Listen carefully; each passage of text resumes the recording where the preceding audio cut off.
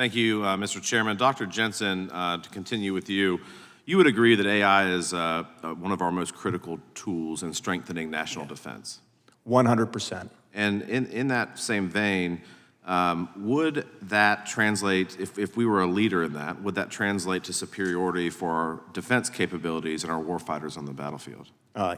Great question, and I can tell you honestly, so as a chair at Marine Corps University, for really the last 2.5 years, we've been experimenting with how could you use AI to help Marines plan better. So no more eating crayons, time to actually get down with the code. And frankly, we've found tremendous strides, but this is actually why it's a complex answer to this.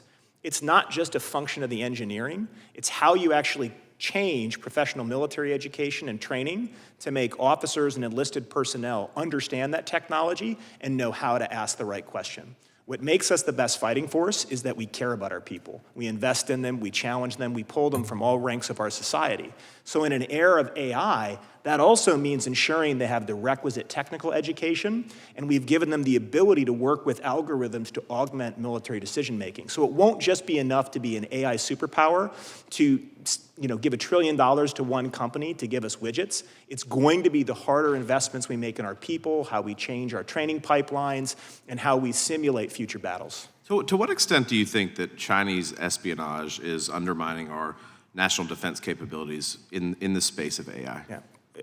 Daily, if not every second. Remember, they have proven that you can mass steal your way into the 21st century through intellectual property theft, both with hackers, but also, we heard about it today, these third-party purchases of firms through insider recruitment. They've got a deep, well-established playbook. So number one, that changes our cost to innovate. Every secret they steal changes the marginal cost for the next innovation. It's cheaper for them, more expensive for us.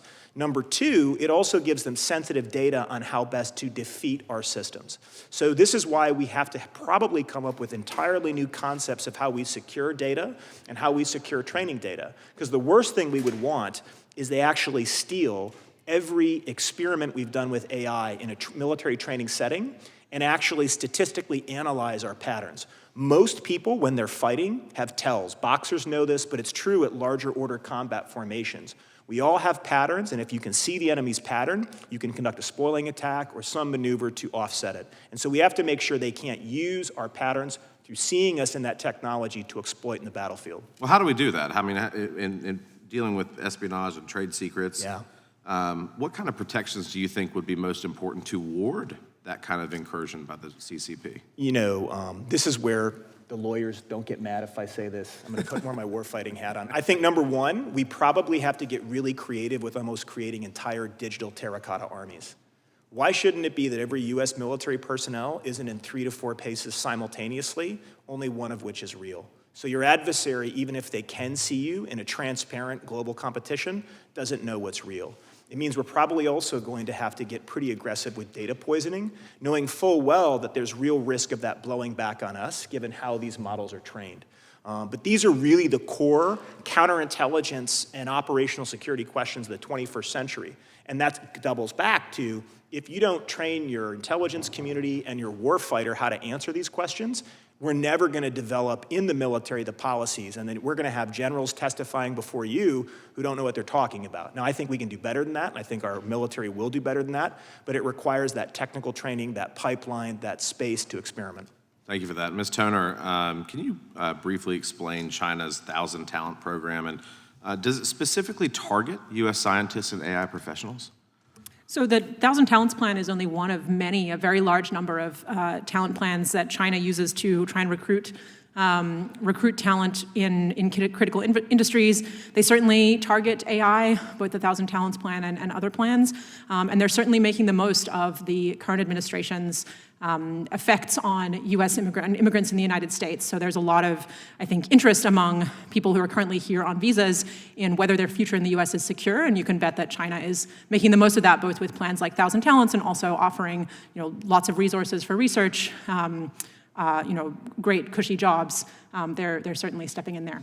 You think that those recruitment efforts have led to the leakage, if you will, of trade secrets or sensitive technologies from the U.S. and other Western countries? Certainly. In the AI industry broadly, I think, as has already been mentioned, one of the biggest sources of trade secrets being leaked is simply employees moving from one company to another. This happens inside Silicon Valley between Google and OpenAI and other similar companies. But certainly, if you're able to hire employees from those companies and get them to come over to China, that's going to have the same effect. What can we do to close that security gap? Just briefly, I know my time's expired, but I wanted to get to that.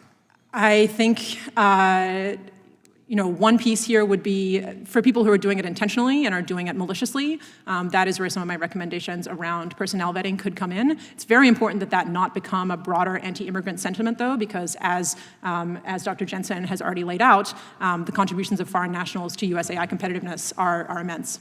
Thank you for that. Mr. Chairman, I yield back. I thank the gentleman. We now go to the gentlelady from North.